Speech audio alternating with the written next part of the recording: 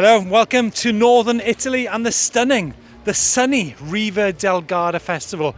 And we have got all of this to look forward to. But in particular today, we're looking at some of the hottest bikes of 2022. Okay, so we're talking best e-mountain bikes of 2022. So what contributes to having the best bike? Well, in my eyes, I think it's all about liveliness in the chassis. And one brand that really have accomplished that is Canyon and the new Spectral. Well, actually, having said that, the old Spectral is possibly one of the most lively e-mountain bikes out there. But obviously, the big news with the new Canyon is we've got the option of a 900 watt hour battery or a 700 watt hour battery. And the thing is, this is where maybe there might be a bit of miscommunication, is just because you've got a big battery doesn't mean to say that bike's not lively. That's absolutely untrue. And I think what they've got here is they've got the mix of the right geometry, the right tune of the shock, the right kinematics, the right cockpit, everything together. It's part of the package. And I find when I ride this bike, I can actually think it actually gives me massive confidence, and also the speed, the pace this bike has got is absolutely phenomenal. Absolutely phenomenal. So here you go, folks, have a look at these batteries. And they've made the bike a very great silhouette, I have to say that. That's 900 watt hours of juice for you. So people are saying, well, do you need 900 watt hours? Well, I mean, why wouldn't you just go for a ride in the morning, do a ton of laps or big mountain ride, have some lunch, and then go and do it all again in the afternoon without having the worry of recharging or putting another battery in. I mean, we don't run our cars on half tanks, so why would you do the same on e-mountain bikes? Okay, I'm trying to think now of all the component parts of what goes into the best eMTB. Now, we had a feature recently which goes in depth about that, and we use the track rail as an example. But deeper than that, what I can tell you is that, companies such as Trek and Bosch, they're not shy to actually show you what's involved. And certainly the integrity of a track rail is on display here. Now, of course, Trek have been in the carbon bike manufacturer for many years with that great legend Jim Colgrove. So when it comes down to the frame, I cannot emphasize enough how difficult it is to get the right feeling out of a frame and the material, irrespective of whether it's carbon or aluminium. It needs to have the right flex stiffness. Here we go. I told you there'd be a few of these. Boom. Sorry about that. And also on this bike, we've got the full Bosch motor here, exploded, to show just how it works. And I love seeing stuff like this, and you can only really get to see stuff like this at a bike show. So there it is, the track rail in all its exploded glory. Of course, we've got some of the regulars here at Garda. Hans Ray, and Hans is in his 50th year. No, it's not. GT's in his 50th year. That's right. And I'm 35 years with GT, and we're going to celebrate tomorrow right here across the street at one of our dealers, Radon Bikes. We're going to have some really nice wine, actually, from my sister's vineyard. So you better come by and have a toast with me. You can maybe twist my arm on that one, Hans. But folks, if you're watching this and you're in Garda or you're in close to Garda, come and see Hans, go for a spin, and maybe have a glass of wine. Jump on a plane, it's not too late. You have like about 30 hours to get here. Or alternatively, you can come have a coffee with Jerome Clements. I only drink tea, sorry.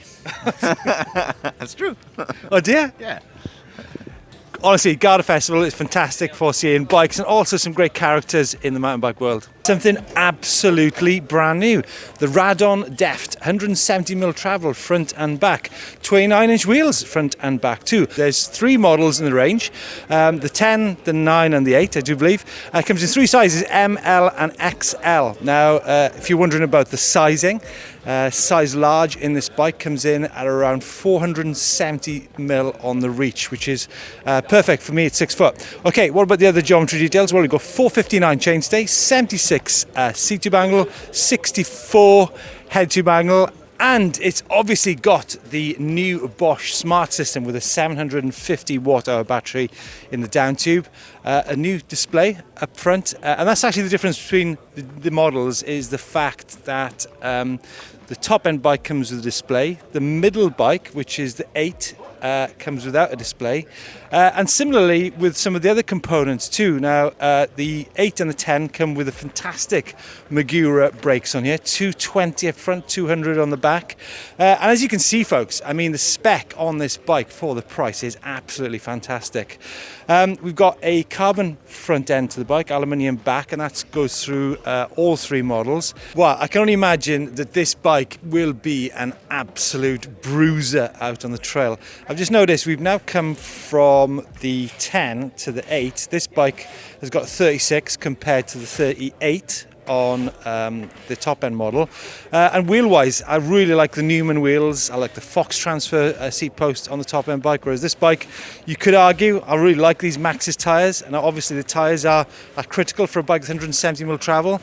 Assegai and Minion on the top end bike, and we've got these lovely tan wall tyres on the 8. I quite like tan wall tyres. What do you think? What do you guys think? Now we've now come to the middle bike in the model range, which is the 9. And I mean, look at the price on this, folks. €5,999. And what you're getting for the money there is great, I have to say.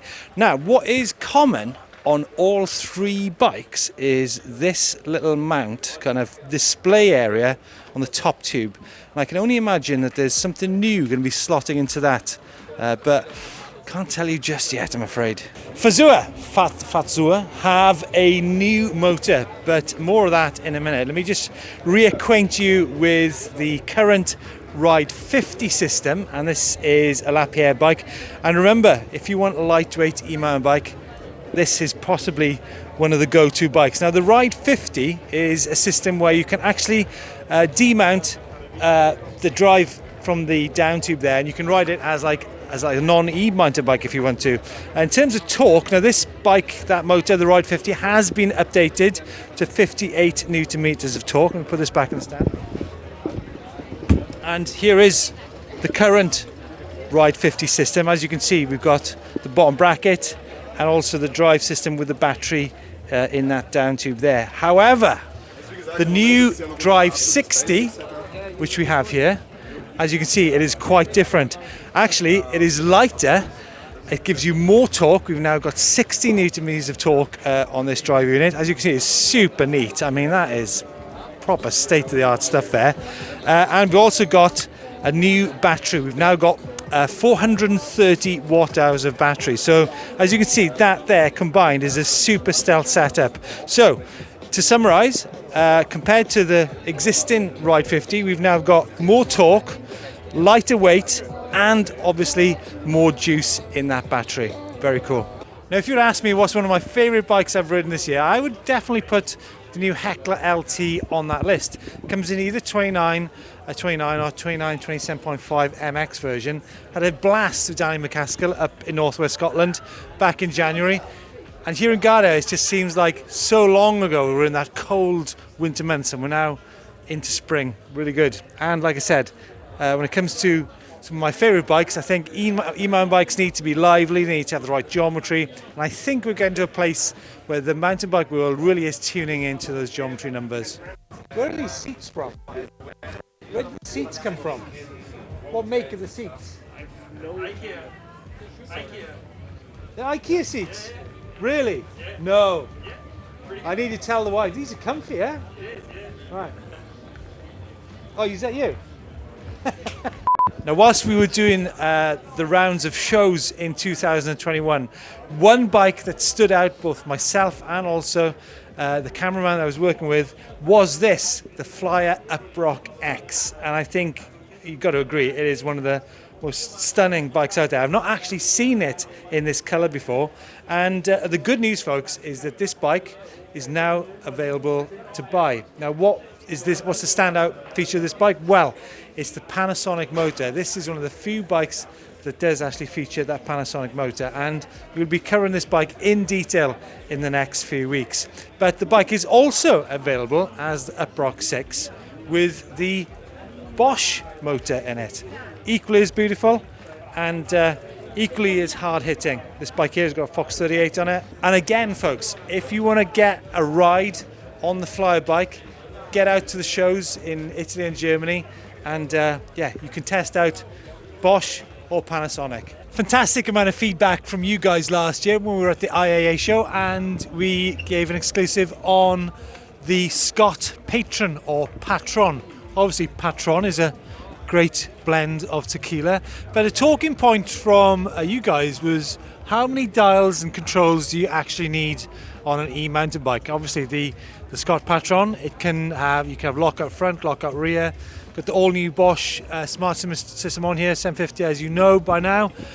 This bike I think has got to take the award of the most murdered out bike here in Garda. I mean, I think it's stunning. I mean, it's definitely a bike I'd be looking at if I had the money, obviously. It's got the internal shock absorber here, so anybody that's like me is a little bit, what should I say, shy of bike washing. I think this is definitely a good setup. Nice bit of cooling around here on the motor, and we saw that with Husqvarna the last few days, how important it is to keep these motors and these batteries cool. But remember, this is a 160 bike from Scott. There's another model here, but don't forget that they also do, come down here, the Scott Ransom. Another Ransom is 180mm travel. This is a bike that Brendan Fairclough hangs around on quite a bit. Obviously, it's not got this Bosch smart system on here, but it's got the older system. That doesn't mean to say it's not a good motor and battery. Okay, we're talking about fuel, watt hours, but also an important part of Riva is getting the espressos in you. And Biagio, thanks so much for this. God, that's the fuel we need, right? So, over an espresso, let me talk through maybe some of the options you guys face when you're looking for your e-mountain bike. And one of the things is actually the amount of travel on your bike. So, we've got the Cube stereo here, starting off with the hybrid 120, going up to the 140 and also the 160. So, what have we got on these bikes? Well, first of all, you're looking at an impressive price point on the bikes. This is a great spec bike, comes in at €4,699. Like I said, Bosch smart system, 750 battery, and the display and controller on the bike. Wheel size 29 on the 120 bike. Moving across to the 140. This is the HPC TM750. Now, if you remember, we spent many days in northwest Scotland last year on the Cube bikes. We rode the 120/29 and we also rode the 160 bike. I come on to the 160 in a minute. So this time we've got 29-inch wheels and the same motor and battery system in there. So what you're looking at when you switch between 120, 140 and 160 bikes, you're going to see difference in the geometry, difference in maybe the suspension kinematic on the bike, but thankfully for you guys at Cube, no difference in the price. Now we've got the 160 bike. This has got 27.5 wheels front and rear, more aggressive forks. You've got a 38 on there, and an all-round more aggressive component package, such as those brakes and the Magura brakes, 220 up front. So it's about the geometry, it's about the components, and yeah, like I said, lucky for you guys, good prices on the Cubes and delicious espresso. Now, Nicolai certainly know how to put a bike together, that's for sure. And every single part of this bike has been thought out. From the shifter, you can do that on the handlebar there, on the roll-off hub. I think it's 14 speed, can't remember. Anyway, it's got the belt drive on it. We have got the all-new E-Storia shock from EXT. Fantastic, strong, innovative, you name it. We've got a Hope stem on there. We've got Magura brakes and obviously eddy current tyres. So, folks, what's so special then about this bike, other than those loads of other things we talked about? Well, I think when it comes to the shape and size of a Nicolai bike, you can get this bike in 5 different sizes. And just to give you an idea, a size medium on this bike, you're looking at a 505mm reach. So, if you're a big guy, if you want a bike with insane stability, then possibly this is a bike to look for. Now, I actually rode this bike out in a finale a few years ago with actually a set of panniers on the back, and I went up possibly one of the most ridiculous technical rocky climbs I've ever been up, and I just went up there a dream. And part of the reason for that is that the long front center is actually from the center of the bottom bracket to the front axle. So a long front center, more weight on the front of the bike, which means more stability on climbing. So like I said, something a little bit different from Nicolai in Germany. Okay, you thinking of a present for your partner? Well, look no further. Full Metal, written by Falco Mille, Hoshi Yoshida, and of course, Kale Nicolai.